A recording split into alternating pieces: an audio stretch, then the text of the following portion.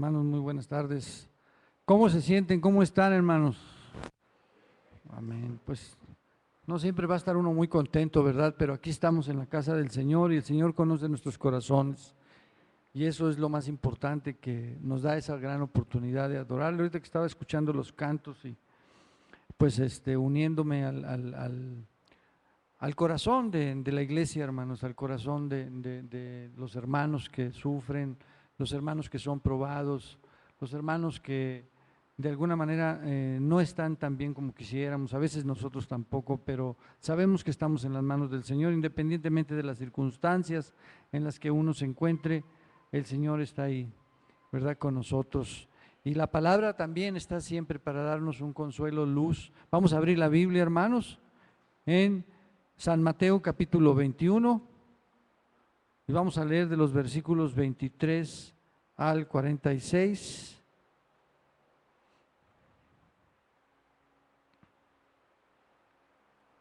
San Mateo capítulo 21, y vamos a leer de los versículos 33 al 46 de manera alternada.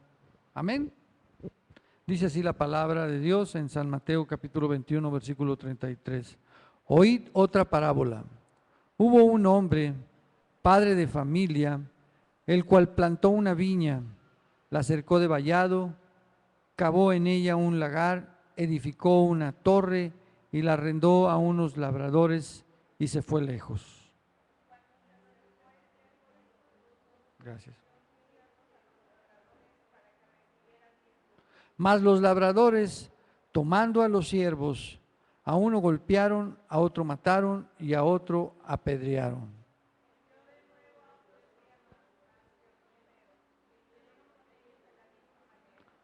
Finalmente les envió a su hijo, diciendo: tendrán respeto a mi hijo.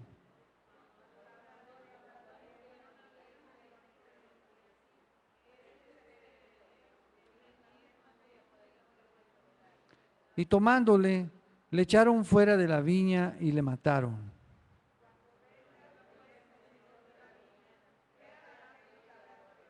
Le dijeron: a los malos destruirá sin misericordia y arrendará su viña a otros labradores que le paguen el fruto a su tiempo.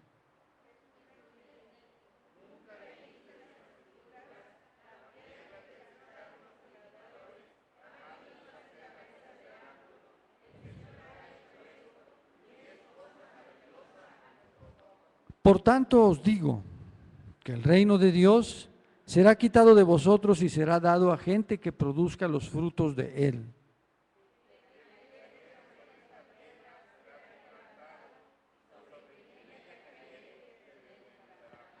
Y oyendo sus parábolas, los principales sacerdotes y los fariseos entendieron que hablaba de ellos, pero al buscar cómo echarle mano, temían al pueblo, porque éste le temía por profeta. Oremos nuevamente. Señor, te damos gracias de nueva cuenta, Señor, alabamos tu nombre y te bendecimos. En esta hora queremos pedirte que limpies nuestras vidas, Señor, nuestra alma, nuestro espíritu, todo nuestro ser, nos limpies con la preciosa sangre de Jesucristo de toda maldad y de todo pecado, pues si confesamos nuestros pecados, tú eres fiel y justo para perdonarnos y limpiarnos de toda maldad.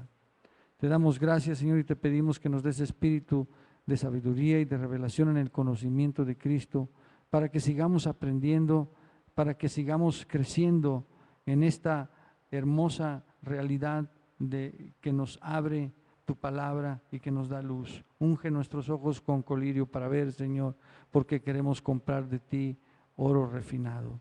Bendice esta congregación, Señor, y danos la oportunidad, Señor, de que tu Espíritu Santo alumbre los ojos de nuestro entendimiento y conozcamos mejor tu voluntad.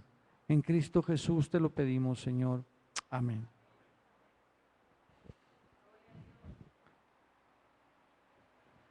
El asunto del reino de Dios, hermanos, es un asunto que ha sido muy comentado, muy discutido, muy estudiado a lo largo de estos años. Miles de años han pasado de esto y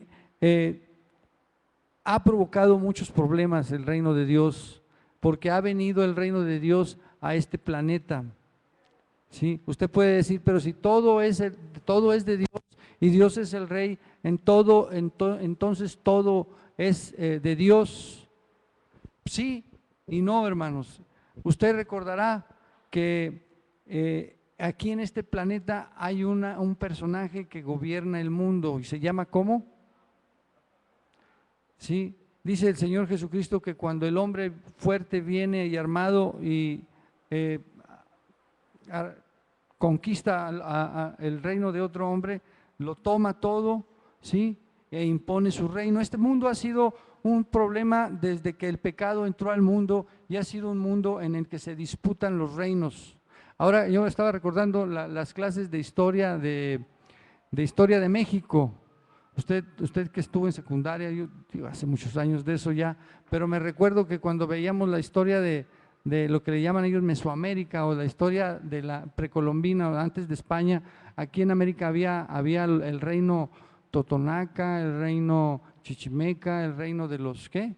De los aztecas, el reino. Entonces, el reino se refería al gobierno, al imperio, ¿sí? Al dominio que tenían ciertos hombres en cierta área, a una área geográfica, ¿verdad? Una área real, terrenal, ¿verdad? Ahora tenemos también reinos, en la actualidad existe el reino norteamericano, por ejemplo, que le llaman el imperio yanqui, ¿verdad? Y para entrar nosotros a Estados Unidos, ¿qué tenemos que hacer? Tenemos que cruzar, ¿qué? Una frontera, ¿verdad? Hasta sacamos permisos y hacemos fila y estamos horas ahí porque queremos entrar al reino de los Estados Unidos, ¿verdad? Igual con cualquier otro país, si usted va a otro país, tiene que traer su pasaporte y pedir un permiso e informar al país ese que va a ese país, y si ese país le da permiso, entonces usted entra al país y luego sale y reporta su salida también.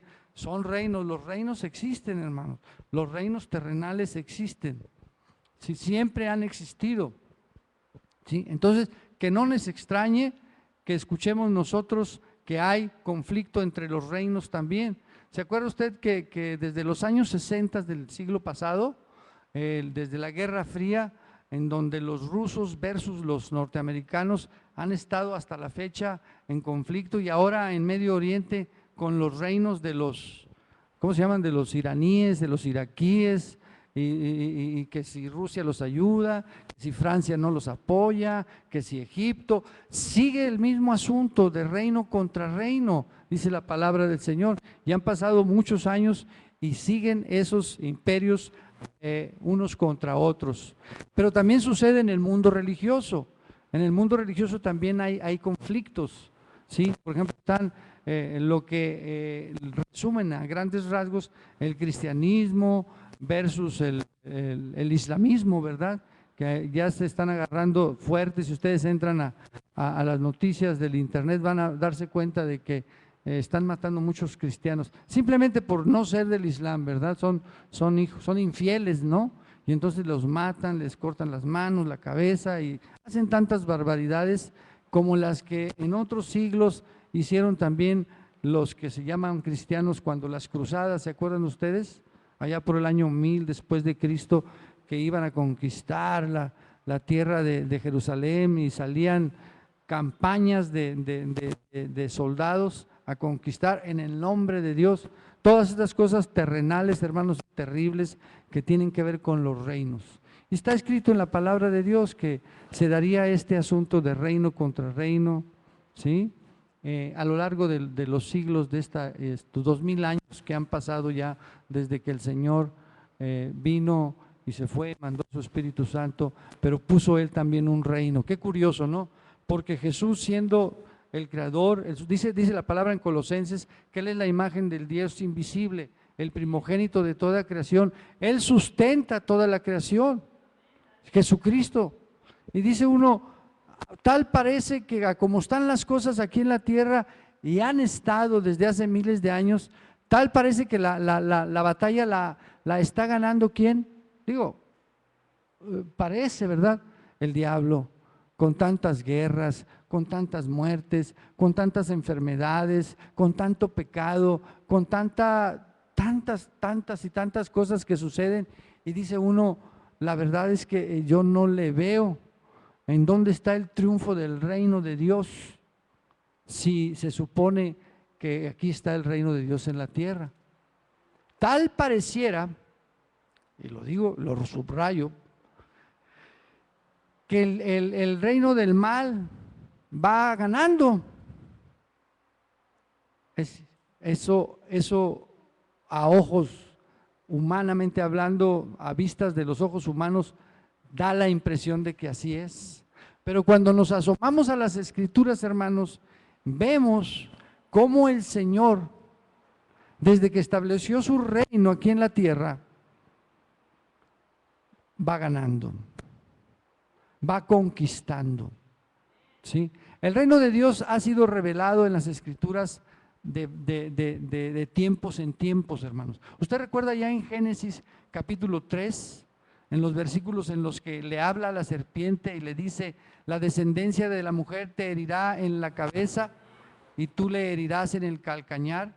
Ya desde ahí, desde el pecado que entró en el mundo por un hombre, y por un hombre pasó la muerte a todos los hombres, por cuanto todos pecamos, pero ya desde ese entonces se anunciaba un conflicto. Hay una lucha. No quisiéramos, cuando los creyentes sentimos la paz de Dios y vemos las bendiciones del fruto del Espíritu Santo en nuestras vidas, quisiéramos un pedacito de cielo, no solo en nuestras vidas, sino en todo nuestro hogar o en todo lo que nos rodea. Y vemos que hay un conflicto entre el reino de luz y entre el reino de tinieblas. Y nosotros mismos gemimos dentro de nosotros.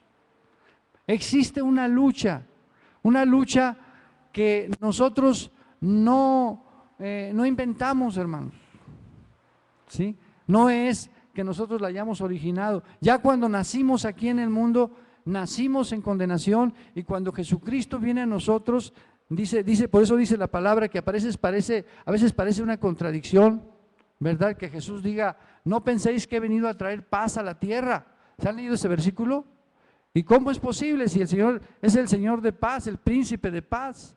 Pero cada pensamiento tiene su contexto, y ahí está hablando que el efecto de la presencia de Dios en Jesucristo en la tierra provoca problemas. La presencia de Dios en la vida del cristiano provoca un problema, hermanos, grande. Para empezar, hay un conflicto que tú no habías tenido cuando estabas sin Cristo. No tenías ningún problema con el pecado. Cuando estabas sin Cristo, no tenías problema con tu conciencia. Cuando estabas sin Cristo, participabas de las obras infructuosas de las tinieblas como parte de tu estilo de vida. Para ti no eran malos muchas cosas, pero cuando vienes a Cristo y eres nacido de nuevo, regenerado por el Espíritu Santo, que te da una vida nueva, y eres una nueva criatura, empiezas a sentir que hay una lucha que antes no tenías. Resultado de pertenecer a un reino diferente. Usted como creyente, hermano, tiene la necesidad de darse cuenta de que como nueva criatura, como perteneciente a un reino diferente, que no es el reino al que antes pertenecía, ahora tiene un conflicto y una lucha. Una lucha que no se va a terminar hasta que el Señor nos llame a su presencia. Pero ahí está la lucha. Entonces, hermanos, que no nos extrañe pues que hay un conflicto. No nos debe de extrañar. Malo sería que no sintiéramos este conflicto, porque un verdadero creyente siente el conflicto de la presencia del pecado en su vida y tiene que tomar cartas en el asunto. Un verdadero creyente siente la presencia y el antagonismo de las fuerzas del mal. Dice la palabra: no tenemos lucha contra sangre y carne, ¿verdad? En todos los problemas que tenemos, y detrás de todos los problemas se encuentra el enemigo, tratando de atacarnos y de atacarnos y de atacarnos. Y siempre va a ser así, pero la Biblia nos garantiza a todos los creyentes no solo una posición que ya tenemos, que se nos regaló, sino se nos otorga también la capacidad de estar en una situación de victoria constante a lo largo de nuestro peregrinaje en la lucha contra esta fuerza hostil que se nos va a presentar de muchas maneras. Cuando Jesús vino al mundo, hermanos, y estuvo aquí en la tierra, Él desde que nació ya tenía conflictos. ¿Se acuerdan ustedes cuando mataron a todos los niños? ¿En qué ciudad? Que los manda a matar Herodes. ¿Por qué? Porque Jesús había nacido. Su presencia causó que Herodes matara, que hubiera un infanticidio a muchos niños. Por eso dice Jesús, no penséis que he venido a traer paz a la tierra. La presencia de Dios causó grandes conflictos y problemas aún entre los mismos demonios que le gritaban a Jesús: ¿qué tienes contra nosotros, Hijo de Dios? Has venido antes de tiempo para atormentarnos. ¿De dónde sacamos la conclusión entonces, hermanos, que hay un conflicto verdadero y que la presencia de Dios es un verdadero tormento para las fuerzas del mal? Y que las fuerzas del mal son una verdadera molestia para la vida del cristiano. Entonces el cristiano se enfrenta, hermanos, en esta vida con esa realidad. Ahora pertenecemos, dice la palabra de Dios, a un reino diferente, a un reino de luz. Se nos garantiza la victoria, pero no se nos dice que ya no vamos a tener problemas.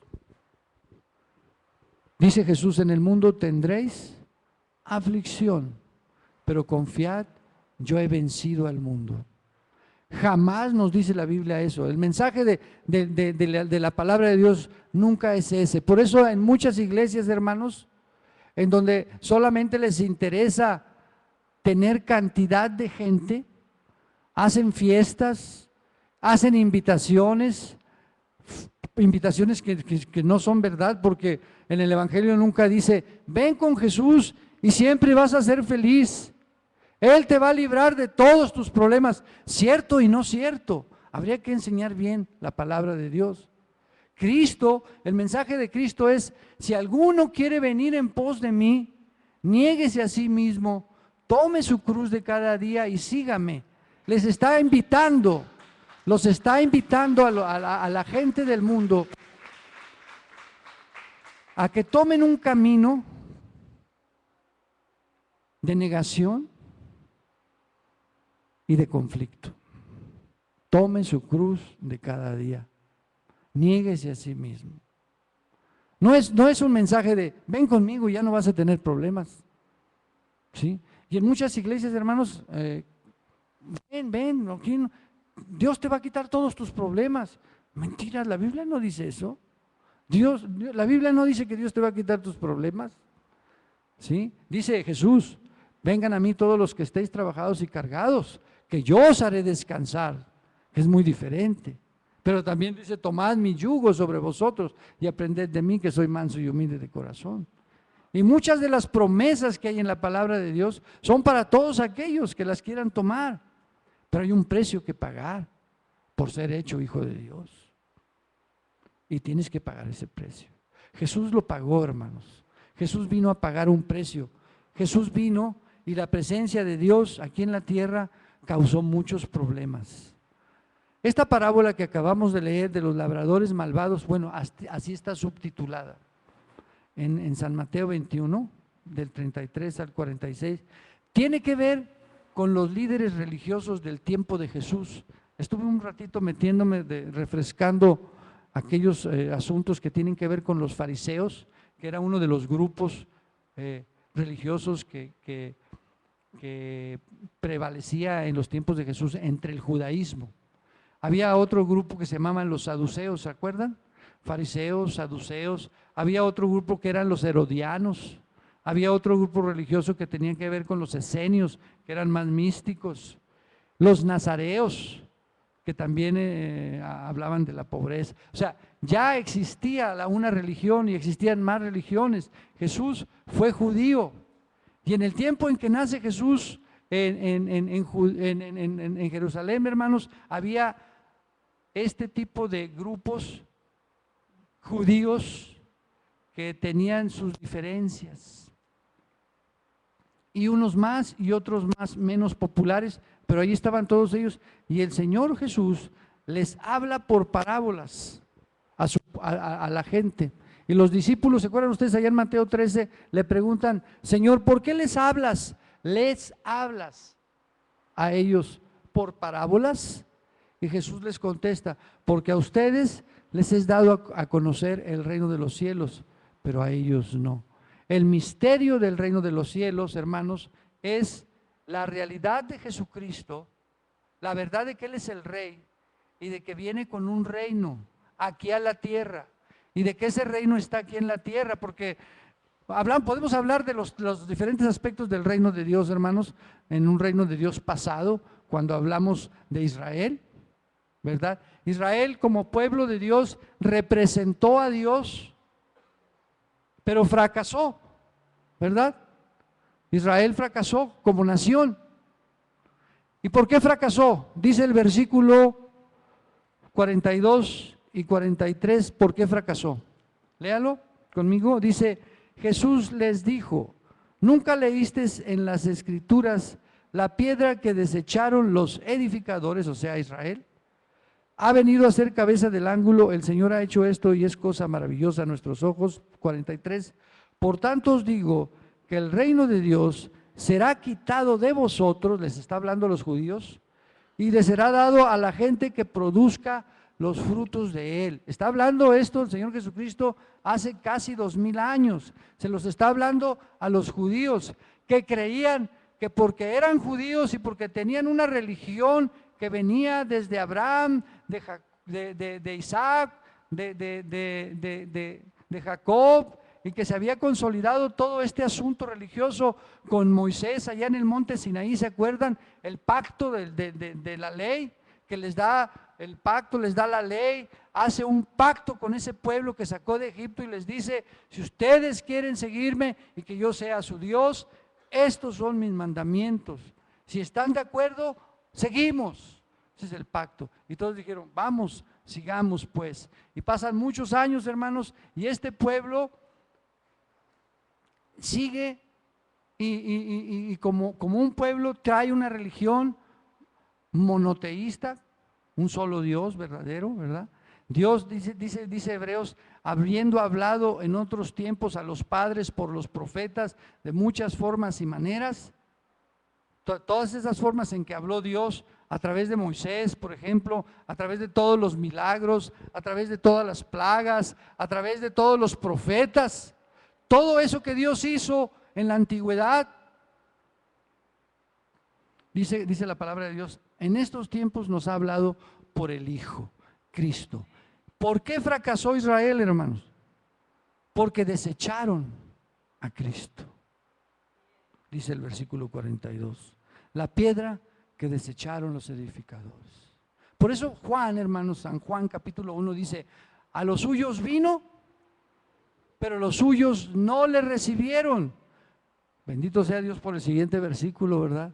Mas a todos los que le recibieron, a los que creen en su nombre, les ha dado el poder de ser hechos hijos de Dios, los cuales no son engendrados ni de carne, ni de voluntad de varón, ni de voluntad de sangre, sino de Dios. Una experiencia que también tuvo el privilegio Nicodemo en el capítulo 3 de entender cuando le dijo Jesús: tienes que volver a nacer de nuevo para entrar al reino de Dios, al reino de los cielos. El reino de los cielos es una realidad, hermanos. Jesucristo dijo: no vendrá con advertencia, ni dirán helo aquí o helo allá. He aquí que el reino de Dios está entre vosotros. Entonces hablamos de un reino de Dios pasado en el antiguo pacto con Israel, pero hablamos de un reino de Dios presente por Cristo Jesús, que lo hizo posible, porque Él es el Rey, aquel que fue crucificado y que le pusieron Rey de los judíos, y que los mismos judíos dijeron: no, quita eso, sino pon que diga, él dijo, yo soy de los rey de los judíos, y que dijo, este hombre así se quedará, él es el rey. ¿Sí? Él es el rey, hermano, resucitó, y resucitó con poder, y él es el rey. Pero dice el 43, hermanos, por tanto os digo que el reino de Dios será quitado de vosotros y será dado ¿a quién? A gente que produzca los frutos de él, del reino. Usted y yo no solamente somos llamados para ser salvos, ¿sí? Sino somos llamados también para dar fruto. Porque el fruto expresa una realidad. Ayer me encontré un hermano, siempre nos encontramos en todas partes, Saltillo está chiquito, y le preguntaba, hermano, ¿dónde te estás congregando? Y me dice, no, pues ahorita no. Le digo, no, si ya sabía que no te estabas congregando, era una pregunta meramente retórica. Le digo, te invito a que te congregues. Dice, no, pero yo no quiero ir allá porque el hermano fulano de tal, una lista. Bueno, pues vete otra. No, pero acuérdate que el otro hermano, oye, tenía una lista de cada templo de razones para no congregarse. Créeme, si se trata de eso, yo también traigo otra lista de muchos templos en los que pues mejor no me congrego, ¿verdad? Pero esa es la voluntad de Dios, ¿no? Dice la palabra de Dios, no dejando de congregarnos como algunos tienen por costumbre, sino antes bien más todavía. Cuando las cosas están mal, hermanos, a veces pensamos, no, yo ya no voy a ir a la iglesia porque estoy mal. Por eso, ¿no dice la palabra de Dios que Él no ha venido a llamar a justos, sino a pecadores al arrepentimiento? ¿Sí? El reino de Dios, hermanos, es un lugar en donde están los súbditos del rey y están dando fruto para el Señor. Y el Señor no es injusto para olvidar la obra de cada uno de nosotros. Cuando yo escucho a los hermanos alabar al Señor, adorar al Señor, dar testimonio, glorificar al Señor, estoy viendo hermanos que perseveran en medio de todas las luchas, hermanos. Sí, en medio de todas las pruebas. Jesús estuvo rodeado de pruebas, Jesús estuvo rodeado de problemas, hermanos. Qué difícil es, ¿eh? Qué difícil es eso. Nosotros, bueno, yo le digo al Señor, Señor, tú sabes que yo tengo corazón de pollito y con cualquier cosa me asusto. No sé si han visto los pollitos que los agarran y están con el corazón. ¿Sí los han agarrado, hermano? Yo los he agarrado, algunos animales también, y su corazón late más fuerte. Hay animales que si los atrapan, hermanos, hasta se mueren. ¿Veras? Me ha tocado ver esos casos, hermanos. Se alteran. Le digo, Señor, tú sabes que tengo, o sea, digo, el Señor sabe, dice que no nos prueba más de lo que no podemos resistir, sino que nos da la salida con cada oportunidad de prueba. Pero, hermanos, imagínense estar en una constante prueba. Qué pesado, ¿verdad? Por eso las pruebas van y las pruebas vienen. No confunda usted tentación con prueba, ¿verdad? Que son cosas muy diferentes. Dice la palabra de Dios en Santiago, si no me equivoco, que Dios no tienta a nadie, ni Él es tentado por el mal, sino que cada uno es tentado cuando de su propia concupiscencia es atraído y seducido. Entonces, cuando usted tiene un problema con el pecado, que tiene que ver con la tentación, hermanos, es un problema que tiene que ver con el diablo y con su pecado. Es muy diferente. No sé si alcance usted a distinguir. Yo he querido distinguir entre las pruebas y las tentaciones porque muchas veces le echamos la culpa a Dios de problemas que nosotros causamos, ¿sí? O incluso le echamos la culpa al diablo y él ni está ahí también de problemas que nosotros provocamos. Por ejemplo, si usted pide dinero prestado y sabe que ni tiene para pagarlo y como quiera se mete en la deuda y luego le andan embargando propiedades o la casa o vaya usted a saber qué amenazas hasta de cárcel hay. ¿Fue una prueba de Dios esa? Por supuesto que no. Por ejemplo, un estudiante que va a la escuela, hermanos, a estudiar y no estudia y reprueba Y luego dice, ay Señor, qué prueba tan difícil me pusiste. No, perdóname, lo que pasa es que no estás estudiando, ¿verdad? No le eches la culpa a Dios, ¿sí? Es muy fácil desplazar nuestra responsabilidad. Es muy fácil autoengañarnos, pero a Dios no lo podemos engañar, hermano. Lo que el hombre siembra, eso cosecha. Entonces, hermanos, en esta vida en la que hay conflictos, dice el Señor, en el mundo tendréis ¿qué? Pero confía, yo he vencido al mundo. Y si alguien tuvo verdaderos conflictos y los enfrentó como un verdadero hombre, fue nuestro Señor Jesucristo. Enfrentó a un pueblo, enfrentó gente que ya sabía él que lo querían matar.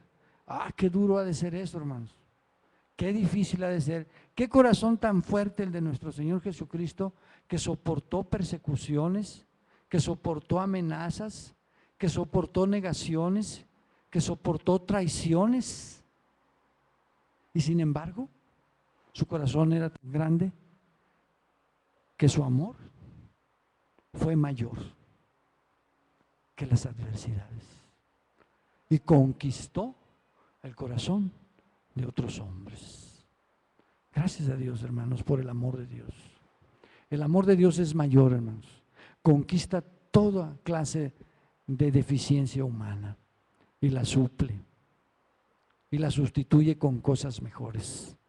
Jesús, aunque fue rechazado por su pueblo nacionalmente hablando, hermanos, acuérdense que hay que distinguir a Israel.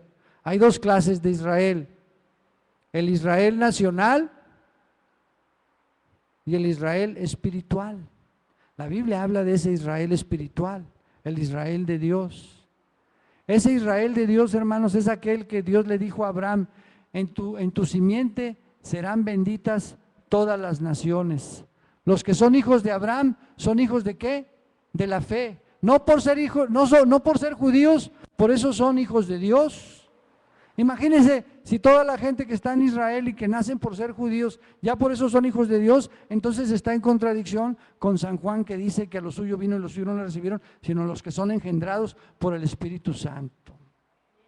Entonces hay dos clases de Israel, hermanos: el Israel nacional, al cual nosotros no pertenecemos. Hay mucha gente, todavía andan por ahí religiones, hermanos, ahí andan por ahí los ¿cómo les llaman esos cuates? Los mesiánicos. Y hablan hasta dicen Josué. Y dices tú, órale, pues entonces yo no le estoy diciendo bien a Jesús, porque él está diciendo Josué en hebreo. Ya hasta saben hebreo, ¿verdad? Una vez vino un muchacho conmigo y me dijo, yo soy judío. Y le dije, pues mucho gusto, pero pues yo te veo el nopal en la frente, pero no sé de dónde me dices que eres judío, ¿verdad? Mexicanote como yo, ¿verdad? Digo, ¿de dónde sacas que eres judío? Pobre persona, engañado, ¿verdad? No es el adoptar una nacionalidad, como ser judío, o ser gringo, o ser peruano, no sé, lo que nos hace hijos de Dios, sino el nacer de nuevo, hermanos. Nos hace criaturas nuevas. Entonces, ¿por qué hablo de esto, hermanos? Porque el reino de Dios fue dado a los judíos en el antiguo pacto. Dios hizo un pacto con ellos, pero Dios le dijo,